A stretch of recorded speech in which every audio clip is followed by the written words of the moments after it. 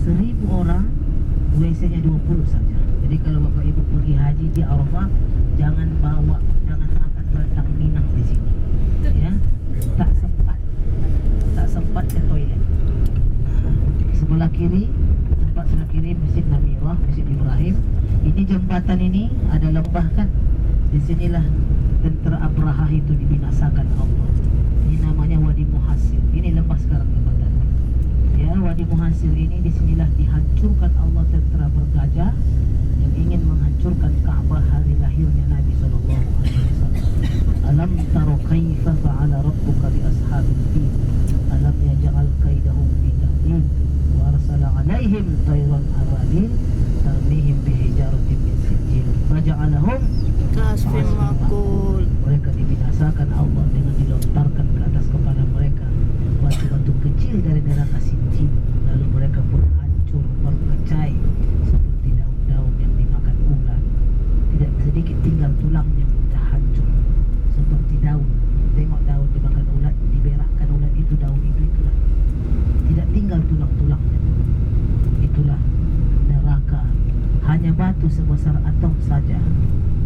Di paruh burung itu dia terbang di atas kepala tentera Abraha itu, dijatuhkannya batu kecil sebesar abu, sebesar tepung. Ya, hancur. Faja'alahum hasbil ma'kul. Ya. Jadi inilah dia Masjid Namirah itu. Masjid ini dibuka sekali setahun.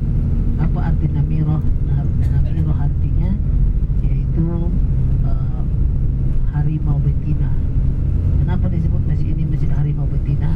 Sebab yang menjaga masjid ini, membersih-bersihkan masjid ini adalah wanita. Dia tinggal sendiri-sendiri di sini, tidak takut dia, saking beraninya dia disebutlah namanya Harimau Betina. Artinya kak harimau lah itu. Jadi berani, sama seperti ibu-ibu ini, masya Allah, bawa mobil badai kan. Nah, kadang-kadang kalau saya tengok perempuan bawa mobil, saya sudah takut. Kadang-kadang dia di simpang pun dia bukannya tengok kiri kanan, terus masuk saja. Nah, kita pun elakkan dia biar selamat kita masuk paret. Sebab yang bawa ini kak harimau namanya, ya. Kak Namirah, kak apa namanya? Nah, kak Namirah bawa mobil, kita sudah takut. Tapi dalam bis ini masya Allah ibu-ibu ini semua berhemah bagus bawa mobil, ya bagus, semua pandai-pandai bawa mobil. Alhamdulillah. Ya. Jadi Bapak Ibu yang dirahmati Allah, kapan jemaah hari Arafah itu kan akan berangkat ke Mina? Tanggal 9 Zulhijjah setelah sholat Isya, dijamaklah Isya itu waktu maghrib, namanya jamak tamam.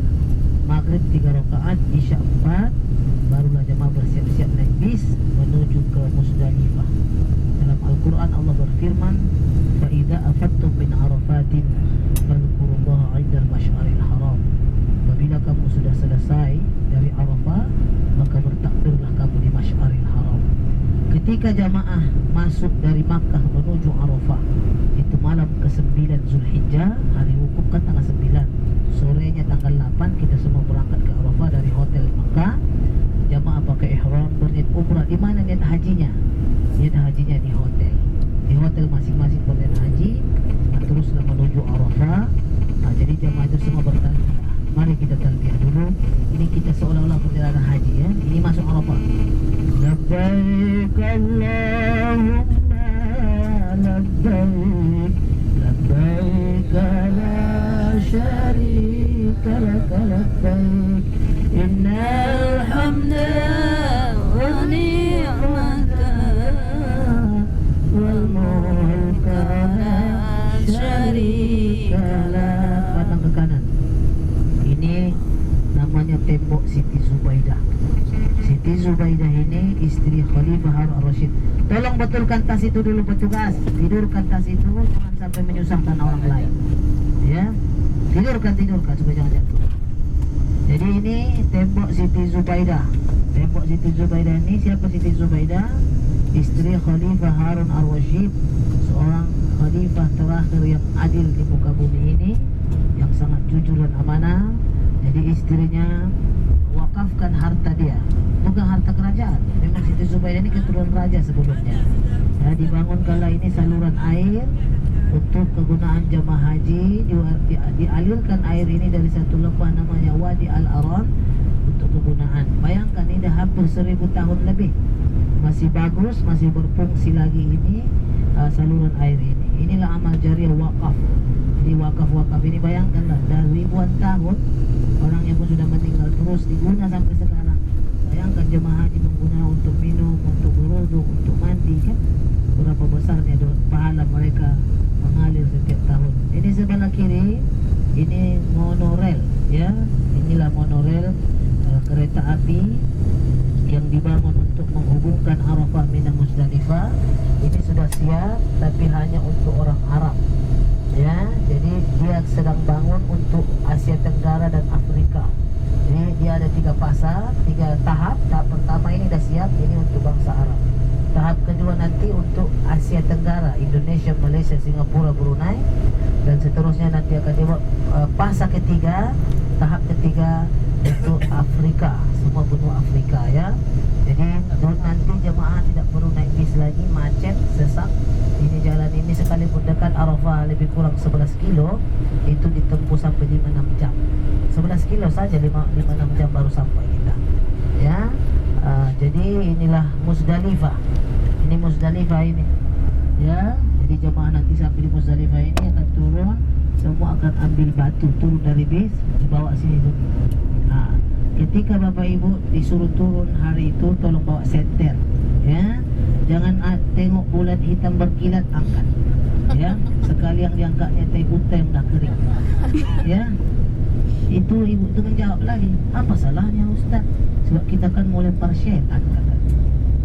Bodoh sangatlah syaitan itu menunggu di sana untuk orang lembar dia tak sekolah. Tidak ada syaitan di situ ya. Jadi mesti batu. Pastikan batu. Kalau ragu-ragu ini batu kan, tak batu, aciu. Kalau berbau, berarti bukan batu. Tidak. Pastikan apa? Batu. Ada pula jemaah ini bandel. Ustaz, saya tak mau turun Ustaz katanya. Sebab saya sudah bawa batu saya dari Medan katanya. Masya Allah. Dia sudah bawa batu dia pula dari Medan. Sahkah itu? Tidak.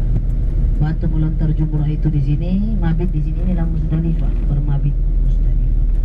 Dari padang Arafah lalu ke Muzdalifah, bermalam di Mina melontar 3 jumrah padamu Tuhan. Terus tak? Ibu tak apa Tuhan. Dia lebih suka Ayu Ting Ting. Betul tidak? Ya. Okey, ini semua Muzdalifah, tempat kita mengambil batu. Jadi ada jemaah ni tahu Bapak dia ambil batu sebesar apa? Sebesar tinju. Ini yang dibawa. Dia pun sampai di tahun geram. Syaitan katanya. Sudah bocor kepala orang. Berdarah-darah kepala orang. Sekarang yang jadi syaitan siapa? Syaitan pun heran. Apa kata syaitan dalam ayat-ayat syaitan? Kami kata syaitan dari kalangan syaitan-syaitan belum pernah lagi lempar kepala orang berdarah-darah. Tapi kenapa manusia yang datang haji itu mereka memecahkan kepala orang?